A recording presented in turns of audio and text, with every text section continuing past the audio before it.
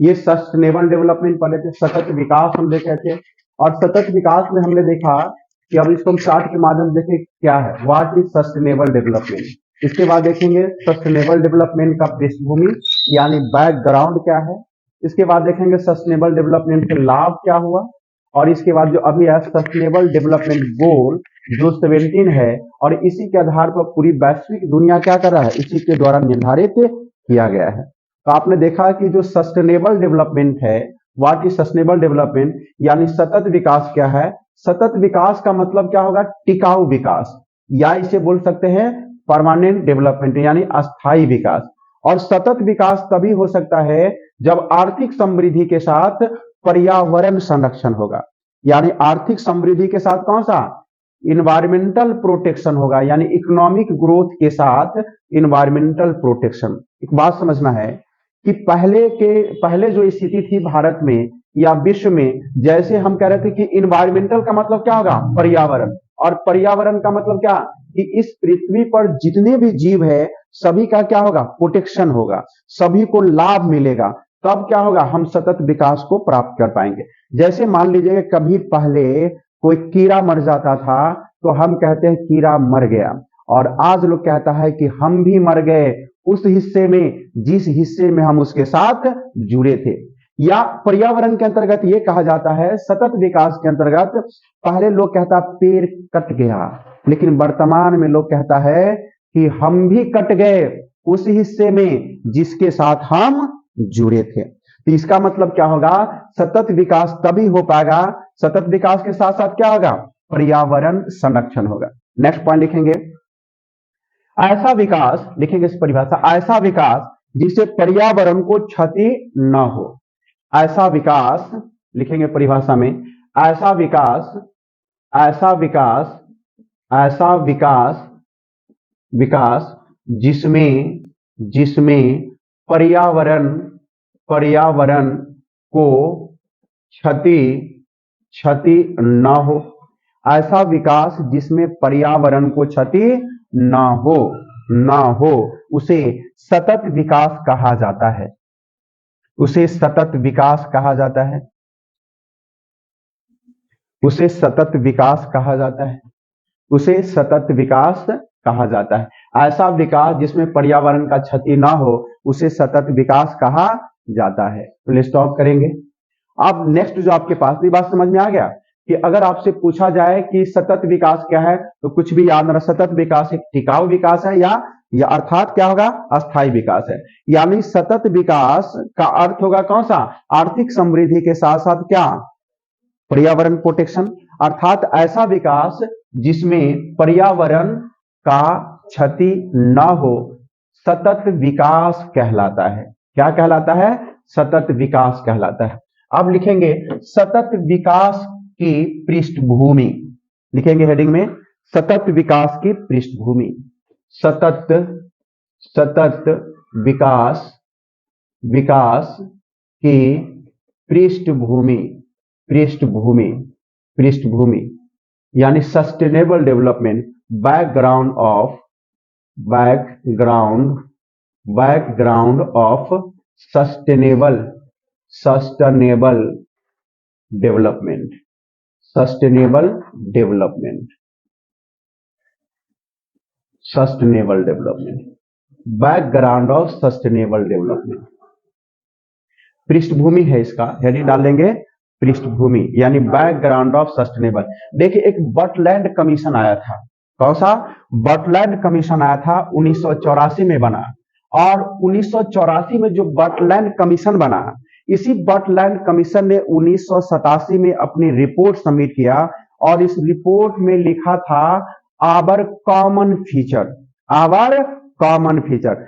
Butland commission बना था 1984 में, और बटलैंड नॉर्वे की प्रधानमंत्री थी, और कौन सी प्रधानमंत्री, महिला प्रधानमंत्री, और काफी ज्यादा पढ़ी लिखी थी। इन्हीं के नेतृत्व में बटलैंड कमीशन का गठन किया गया 1984 में, और बटलैंड कमीशन ने रिपोर्ट दिया 1987 में, और उसका नाम क्या रखा, our common feature, our common feature, हमारा साझा भविष्य। लिख लेना है, 1984 में 1984 में 1984 में बटलैंड आयोग का गठन किया गया।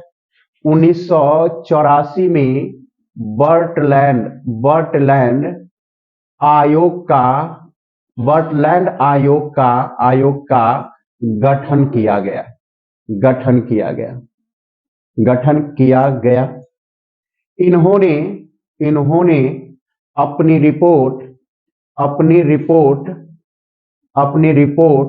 1987 में, इन्होंने अपनी रिपोर्ट 1987 में आवर कॉमन फीचर नाम से 1987 में OUR our common COMM common feature FEATU our common feature नाम से रिपोर्ट दी। आवर कॉमन फीचर नाम से रिपोर्ट दी। कब दिया? 1987 में। ये लिखेंगे, ये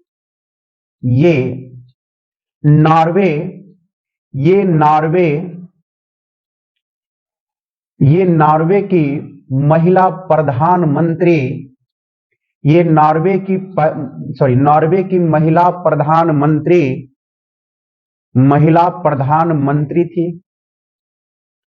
महिला प्रधानमंत्री थी। ये नॉर्वे की महिला प्रधानमंत्री थी।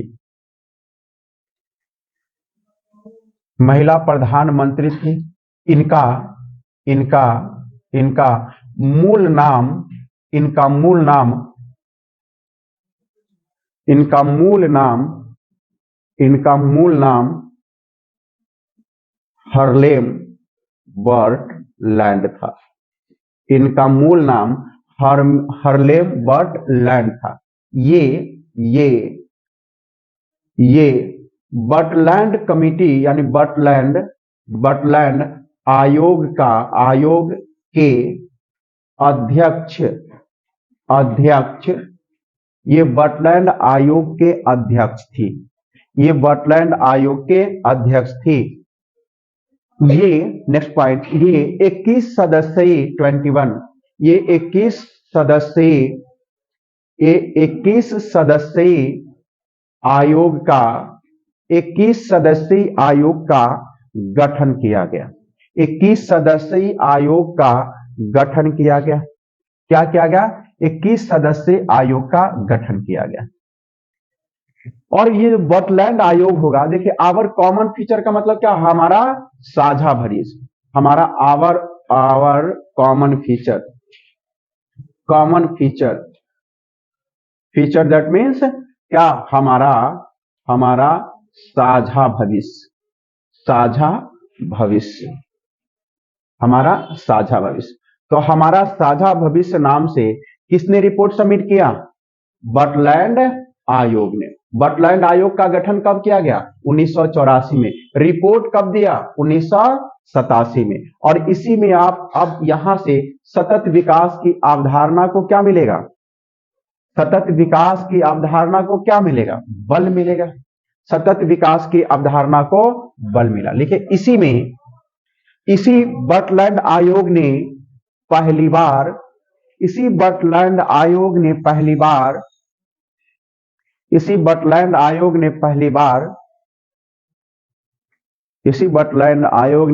बार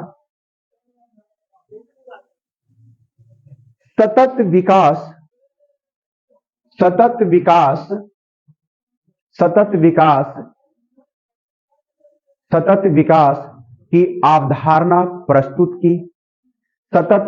की अवधारणा प्रस्तुत की। अर्थात ऐसा विकास जिसमें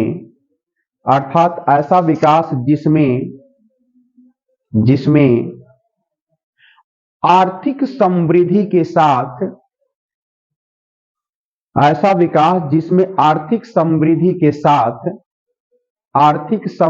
के साथ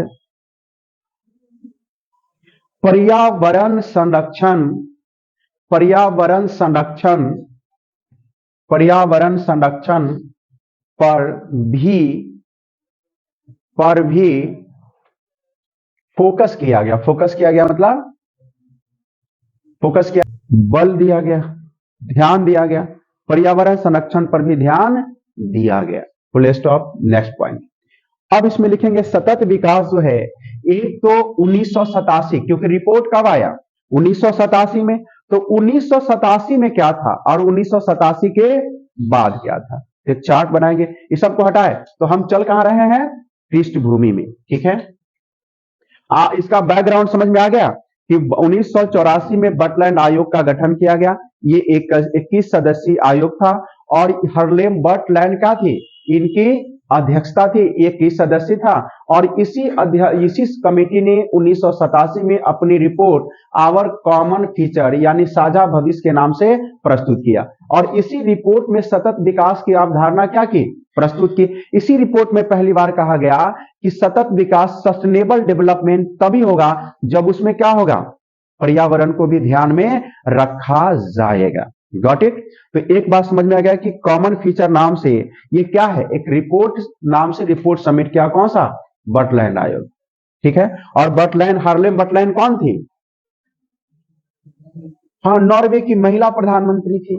ठीक है, अभी एसडीजी 17 देखेंगे। एसडीजी 17 अभी पूरे वैश्विक दृष्टिकोण पर क्या है, एसडीजी 17 पर फोकस है।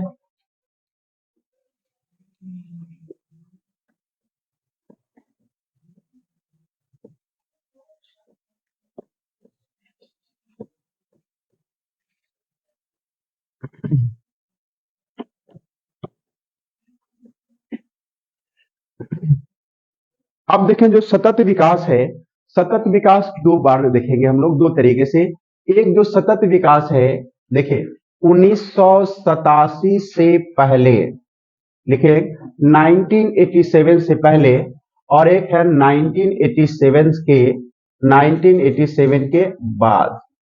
ये बिफोर 1987 सस्टेनेबल डेवलपमेंट का 1987 से पहले और 1987 के बाद, दो बातें देखें, लिखेंगे फटाफट। 1987 से पहले और 1987 के बाद।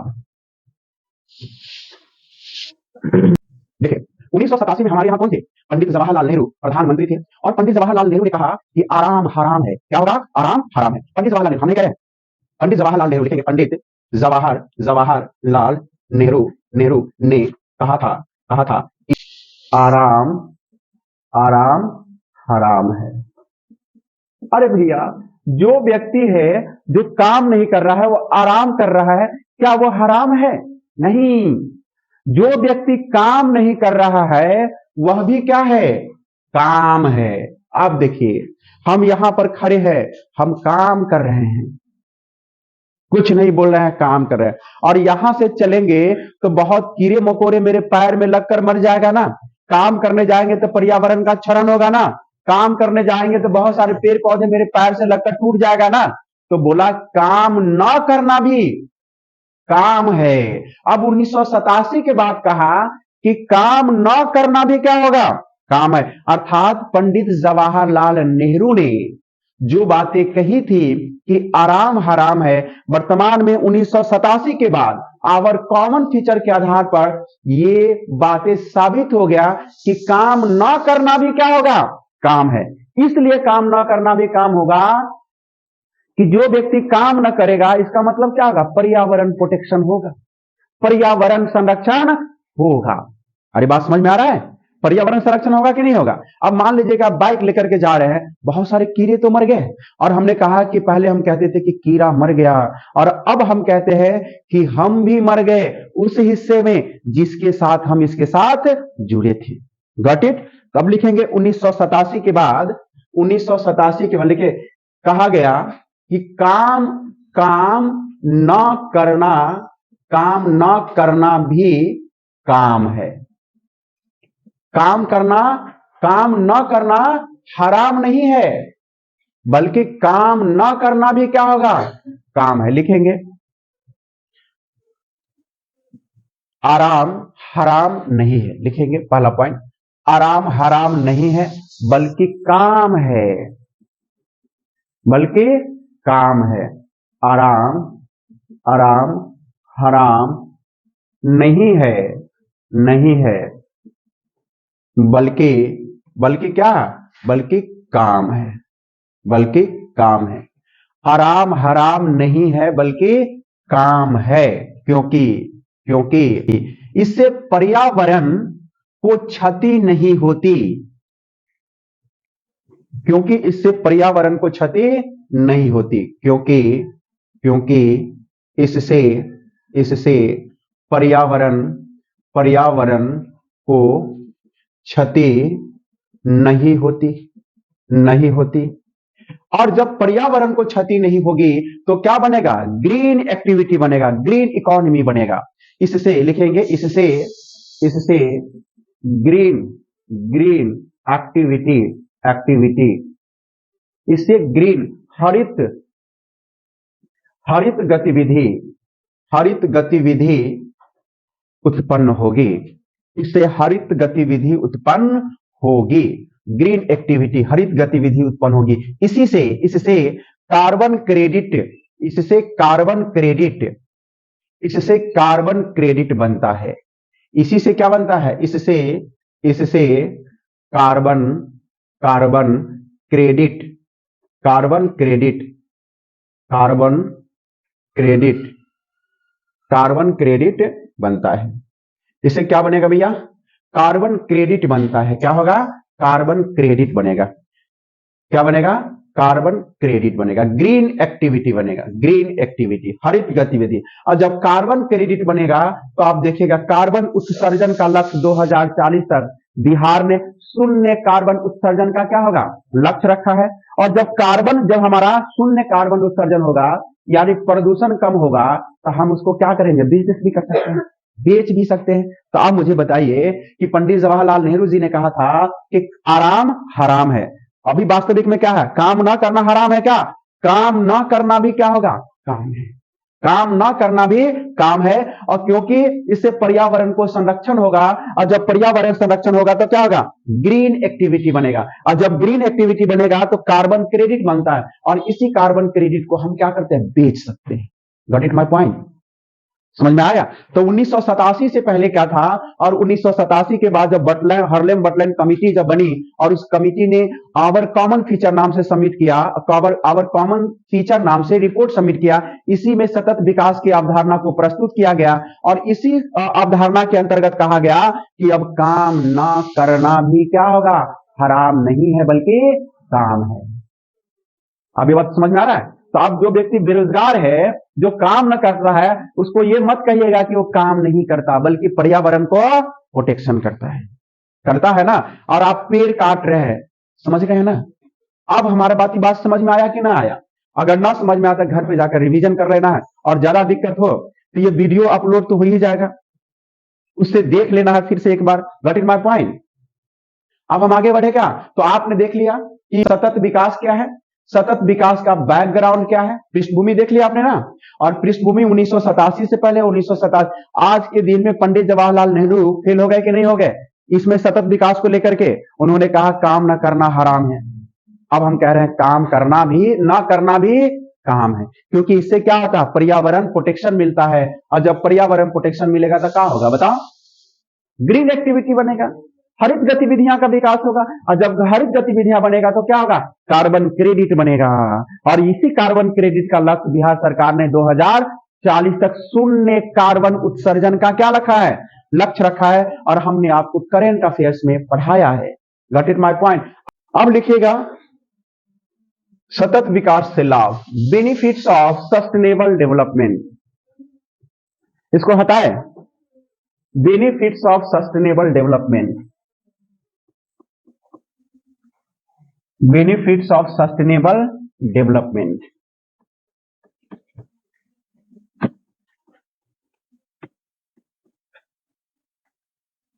Benefits of benefits of sustainable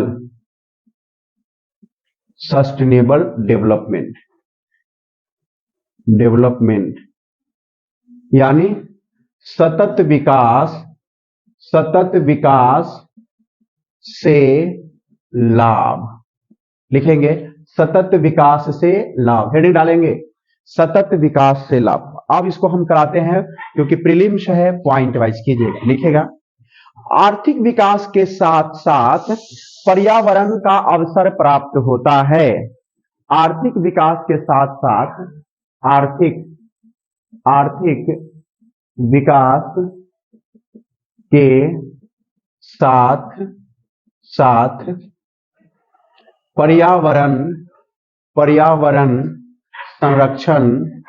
पर्यावरण संरक्षण प्राप्त होता है। तो पहला लाभ तो हो गया, आर्थिक वृद्धि भी होगा। आर्थिक वृद्धि, आर्थिक विकास के साथ साथ क्या होगा, पर्यावरण संरक्षण भी प्राप्त होता है। नेक्स्ट पॉइंट, इस विकास से टिकाऊ विकास, इससे टिकाऊ विकास ऐसे लिखेंगे, इससे टिकाऊ विकास या अस्थायी विकास, इससे टिकाऊ विकास या अस्थायी विकास बनाना संभव होता है। नेक्स्ट है संसाधनों का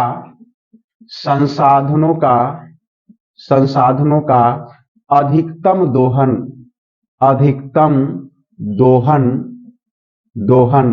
संभव होता है। संसाधनों का अधिकतम दोहन संभव होता है। नेक्स्ट, भविष्य की पीढ़ी के लिए संसाधन बचते हैं। भविष्य की पीढ़ी के लिए संसाधन बचते हैं। भविष्य की पीढ़ी के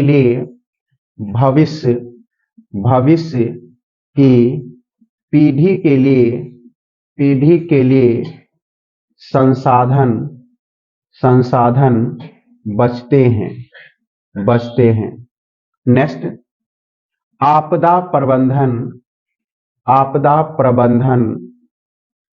आपदा डिजास्टर मैनेजमेंट, आपदा प्रबंधन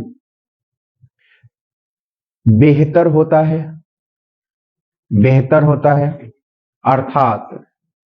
अर्थात आपदा प्रबंधन बेहतर होता है। अर्थात आपदाओं से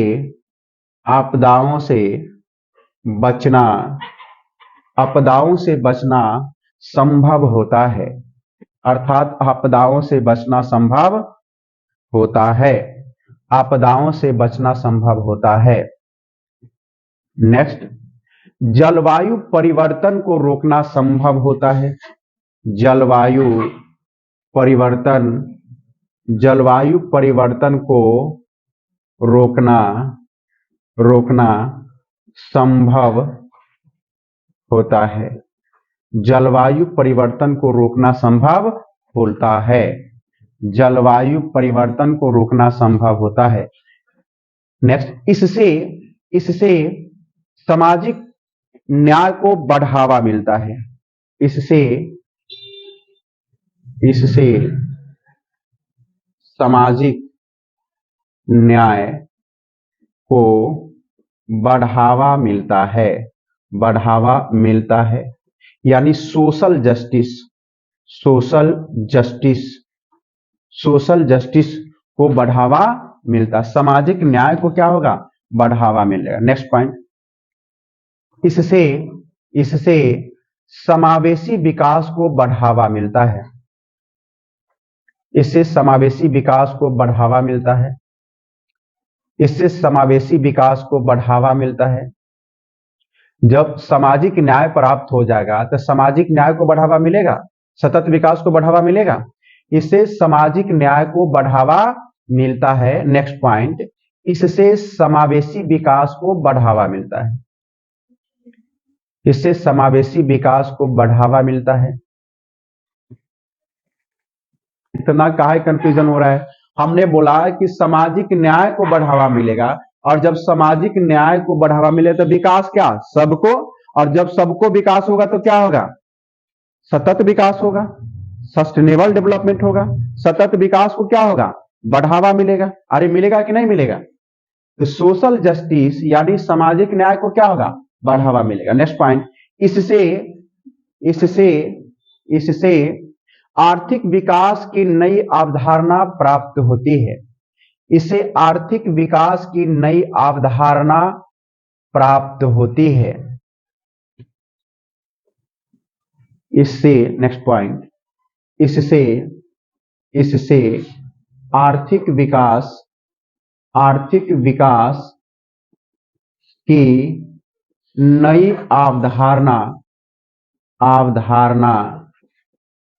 अवधारणा प्राप्त होती है। इससे आर्थिक विकास की नई अवधारणा प्राप्त होती है। अर्थात आर्थिक विकास का मतलब क्या? देखा, आर्थिक विकास का मतलब प्रकृति स्वयं में मूल्य है। क्या होगा? प्रकृति स्वयं में मूल्य है।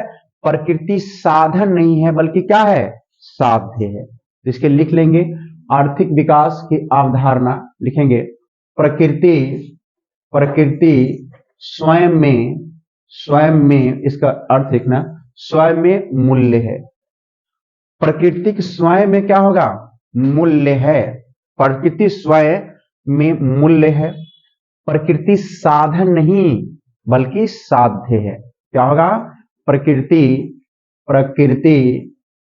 साधन नहीं बल्कि साध्य है। बल्कि क्या होगा? साध्य है। प्रकृति साधन नहीं है बल्कि क्या होगा? साध्य है।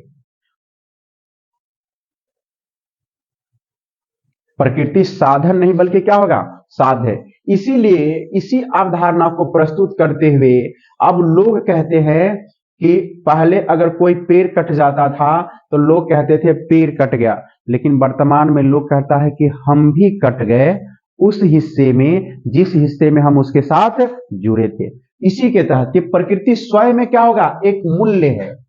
प्रकृति साधन नहीं है बल्कि क्या होगा? साध्य है। ये बात को ध्यान रखना। इसी के अंतर्गत कहा गया कि अब कोई कीड़ा मकोड़ा को हम नहीं मारेंगे। अगर पेड़ कट गया तो हम उसके लिए क्या करेंगे? दुख भी होते हैं। जैसे अभी भी देखेंगे, अब देखेंगे समाज, सोशल जस्टिस यानी समाज इतने ज्यादा जागरूक हो गया कि कोई छोटा पेड़ काटता है तो वहां 2-3 लोग खड़े होकर के उसको मना करता है कि नहीं करता है? तो अब क्या होगा? समाज, और पहले जिसको मर्जी है, पौधा छोटा हो या बड़ा था, सबको क्या करता? काटने लगता। लेकिन वर्तमान में ये अवधारणा क्या कर रहा है? बहुत ज्यादा प्रचलित है। तो प्रकृति स्वयं में मूल्य है। प्रकृति को साधन नहीं मानना चाहिए बल्कि क्या है? प्रकृति साध्य है। Got it my point? अब आपके पास बेनिफिट्स ऑफ सस्टेनेबल डेवलपमेंट हो गया। तो देखिए एक बार समझ ले, आर्थिक विकास के साथ साथ पर्यावरण प्रोटेक्शन मिलता है ना, पर्यावरण संरक्षण मिलता है। Got it? तो अगर आपसे पूछा जाए कि आर्थिक विकास से क्या लाभ है, तो आर्थिक विकास से लाभ कि आर्थिक समृद्धि, आर्थिक विकास या आर्थिक समृद्धि तो होगा, और उसके साथ साथ पर्यावरण को भी प्रोटेक्शन मिलेगा। और पर्यावरण को क्षरण ना होगा, प्रोटेक्शन मिलेगा, तो प्रकृति से क्या मिलेगा? मुझे अच्छे क्या मिल सकता है? वायु मिल सकता है, यानी जलवायु परिवर्तन को रोकना संभव हो पाएगा। और जब जलवायु परिवर्तन ना होगा तो क्या होगा? आपके पास डिजास्टर मैनेजमेंट को भी रोकना क्या हो जाएगा? संभव होगा। जलवायु परिवर्तन के कारण तापमान बढ़ेगा, और तापमान बढ़ेगा तो कहीं बाढ़ आएगा, कहीं सूखा आ जाएगा, होगा कि नहीं? जो मानव के लिए खतरा होगा। यानी अगर पर्यावरण को संरक्षण न दिया जाए तो क्या होगा? सांस लेना भी मुश्किल हो जाएगा। जैसे कोविड-19 में आपने देखा कि वहां पर अब ऑक्सीजन की भी क्या होगी?